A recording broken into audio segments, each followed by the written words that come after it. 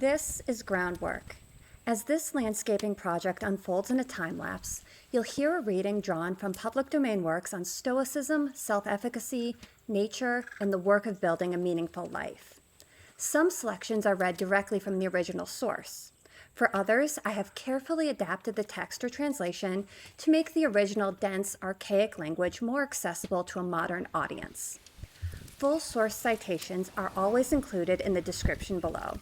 Now let's get to work.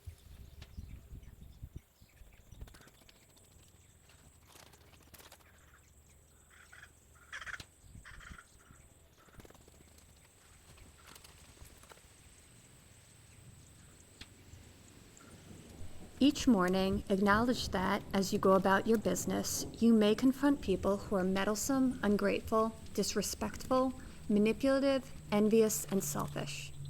They are plagued by these vices because they fail to discern what is good and what is evil. But I have considered the nature of the good and found it beautiful. I have beheld the nature of the bad and found it ugly.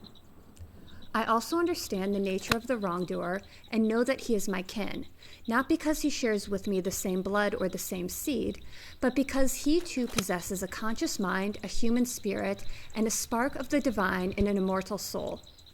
I cannot be hurt by the depraved or malignant or corrupt, since I do not permit them to involve me in their indignity. I cannot be angry with my brother or sever myself from him, for we are meant to cooperate, just as your left hand works with your right. It is contrary to nature for men to oppose each other, and what else is anger and aversion? Think of how long you have procrastinated, and think of how many opportunities have been given to you by God that you have neglected. Now is the time for you to understand the true nature of the universe of which you are a part, and the ruler of that universe from whom you emerged.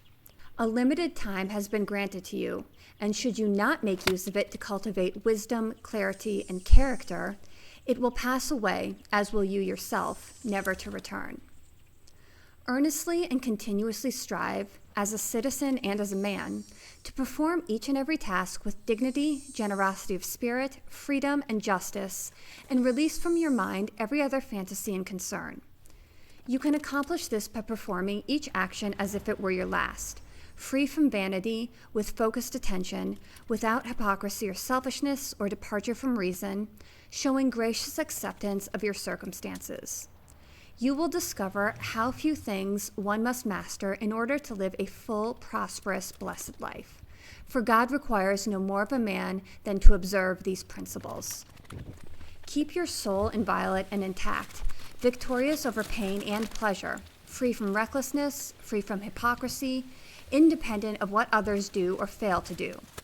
Let go of your need to control and gracefully accept what comes your way, submitting to the natural flow of existence and the end to which we all succumb. If the elements themselves, in constant flux, suffer no harm in their perpetual dissolution, transition, and alteration from the whole, why should it still be feared by us? Is it not in accordance with nature? And nothing that accords with nature can be an evil thing.